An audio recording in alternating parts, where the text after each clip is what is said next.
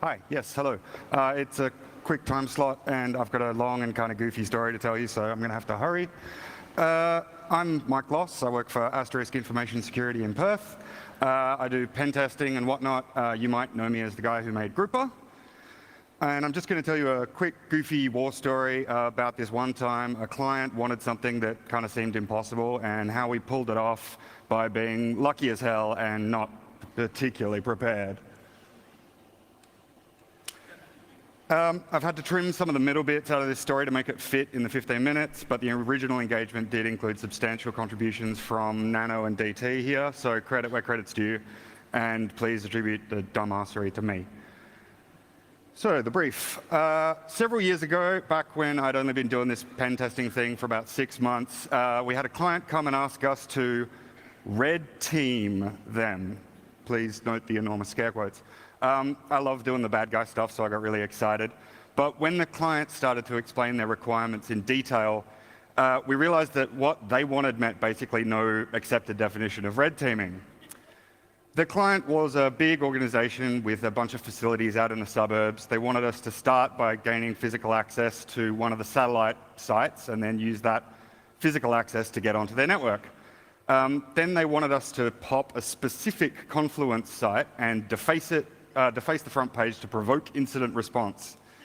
The client contact also said that we weren't allowed to, quote, run any exploits on any other targets in the network.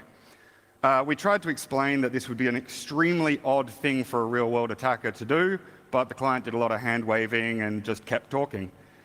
He'd spoken to their internal legal team, and they'd told him that the defacement could not be anything offensive or political. No porn, ISIS flags, whatever. Fair enough, we said, but this is getting less and less realistic the more you tell us. No one's going to get onto your internal network, hack a single Confluence site, deface it with an apolitical message, and then stop. Dude didn't want to hear it. After that, he said our job would be to keep putting the defacement image back again and again until evicted from the network or until he cried uncle. Then, as the meeting is wrapping up and he's walking out, the dude pulled a Columbo on us and he said, one more thing. The legal team said that when you're trying to get into the building, it has to be during business hours for safety reasons. Also, you can't lie to any of our staff.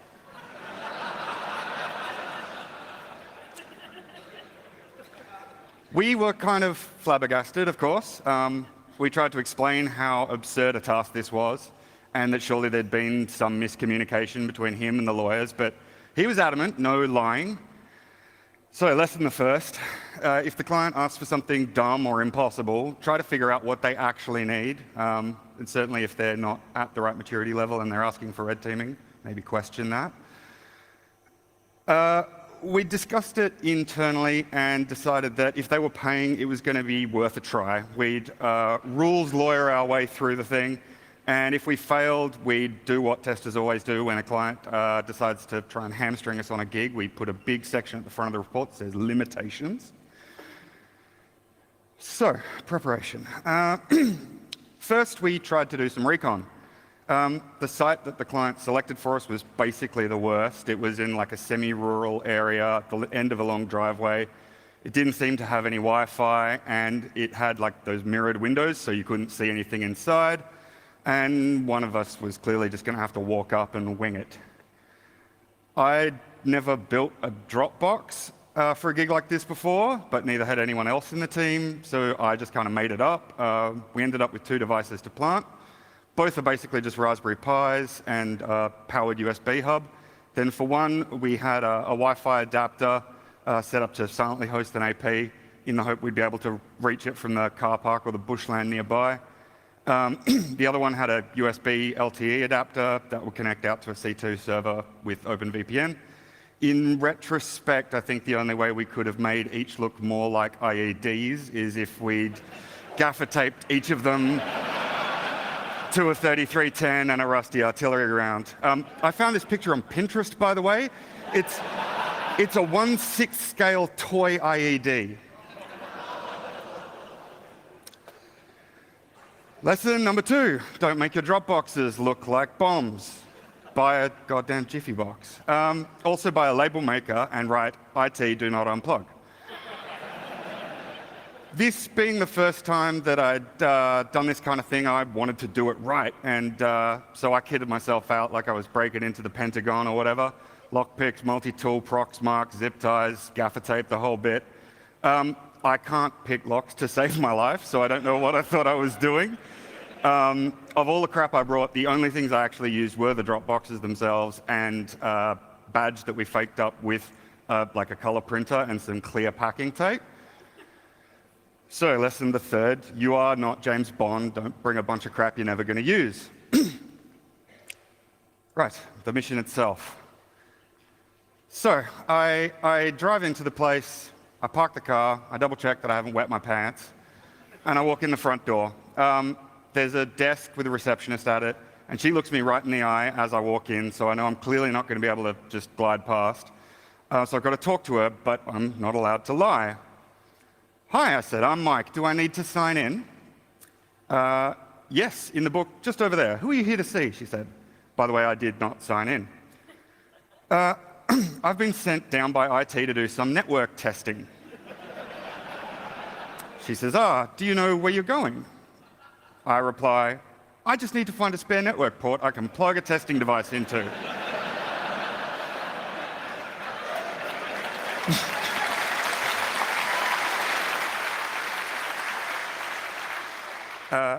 She says, well, there's an area that everyone's just moved out of. Will that work? Yeah, that'll work great. Lesson 4, half the truth is often a great lie. Also, the best backstory is the one you know inside out. If you used to work help desk, pretending to be a help desk person is really easy. So she shows me around the corner to this big semi-open plan kind of area, and I start crawling around on the floor under the desk with my laptop looking for a port to patch into. But they've all been unpatched because everyone's moved out of this area. So I'm pouring sweat because it's the middle of summer and they've switched the AC off. Eventually, after a bunch of horsing around and swearing, I find a live port. I plug the Wi-Fi-based Dropbox into it and stick it to the back of a filing cabinet. And then I realize that there's no fucking PowerPoints anywhere nearby. So, of course, I panic, and I basically walk laps around the room for a couple of minutes until I notice that there's actually a coiled-up extension cord on one of the desks, and I'd just been too freaked out and agitated to notice it. So lesson 5 is don't panic and build battery backups into your Dropboxes. So I plug in, I confirm that the phone's on my phone that the APs come up, and then I start looking around for a good place to plant the second box. I'm feeling good. This is working. I'm doing this. So I start walking down the hall, trying to remember all the advice anyone ever gave me about this kind of thing. People walk past, and I smile like a lunatic and say, "G'day!" I find another area that's been mostly emptied out, and I'm just about to start rooting around under a desk when I hear a voice from one of the officers around the edge of the room. There's a cybersecurity report an incident. I've been rumbled. Fuck. What did I do? How'd I fuck up?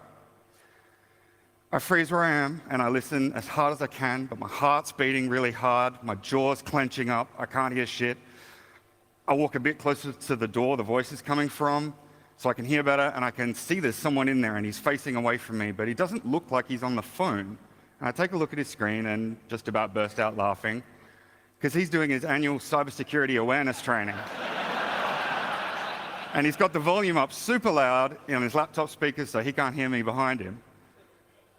Sigh of relief, I find another live port in a corner behind a mountain of crap. I plug it in, I wait for the lights to go green. I text Nano to get him to let me know when the OpenVPN connection goes live.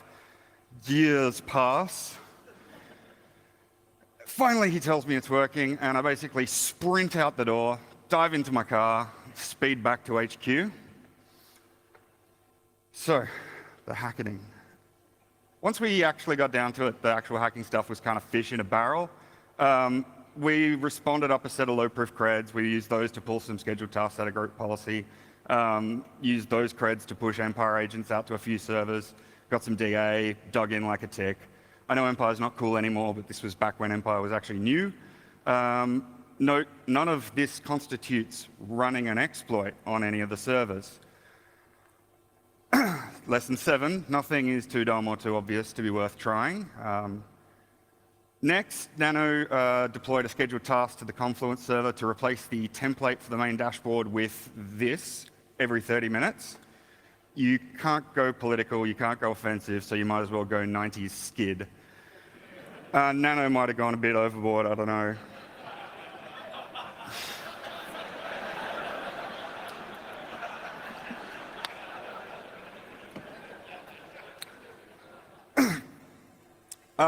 At this point, we told the client contact that where we were up to, and then we just went quiet, checking in on the site every now and then. A little bit later, we noticed that the site's returned to normal. Then shortly after that, we see the defacement page come back as expected. Then about 10 minutes after that, we noticed the whole server's gone down, which was kind of tricky because that meant there was nothing for us to keep defacing. So we found another server with a default IIS web server install. We dropped out a defacement image in the web root with an index.html and then created a CNAME record in DNS that pointed the original back to ours.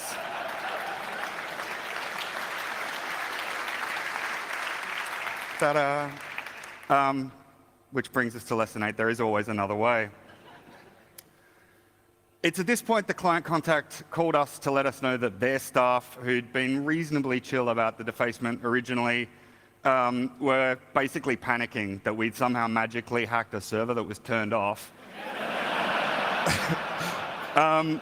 And they were getting ready to shut down internet connectivity for the whole company, which is pretty big. That's the point where he went, oh, this has gone too far. So he told them it was just an exercise and called a stop to the whole thing. We tried to suggest that we keep going so they could have some hunting practice or practice their processes, whatever. But I think they were so horrified by how badly it had all gone that they just wanted to take the report and lick their wounds in peace. Then a year later, the client came back and asked for another round of the same. They were most interested in seeing how their new incident response processes stood up. So we suggested that this time we do it rodeo style, straight to assumed breach, drop agents on half a dozen machines, wave a big red flag in front of the blue team, and then hold on as long as we can.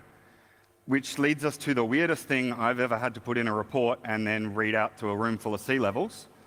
Allow me to read an excerpt from the engagement timeline. 0950, user 1's machine became active. We used Metasploit to launch a web browser on the workstation and display a YouTube video of Russian people dancing to folk music in the street. This did not appear to provoke a reaction. Triggered a PowerShell window displaying an animated ASCII version of the video clip for Rick Astley's Never Gonna Give You Up. Client contact advises us user 1 has not yet initiated incident response. Triggered a system tray notification balloon reading, hi. 10:05, user 1's machine appeared to drop off the network. 10:33, user 1's machine reappeared on the network. Client contact advised that user 1 had requested assistance from desktop support, had not initiated incident response. Client contact requested further provocation in order to expedite incident response, suggested targeting user 2. By the way, user 1 and 2 are both people with the word security in their job title. And they sat within visual distance of our client contact, so he could tell that they were seeing this stuff and not reacting. 11:01 deployed an agent via psexec to user 2's workstation and triggered another ASCII animation via PowerShell. Client contact advised no response, requested further provocation. 11:10 pushed another system tray notification reading, pay attention to me.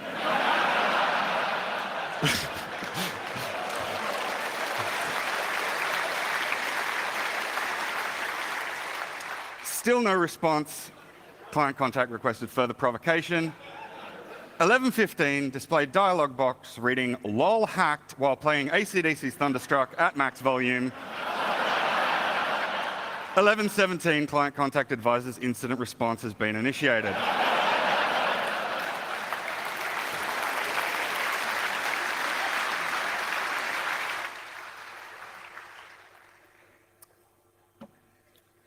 So about an hour later, the client contact rings us again.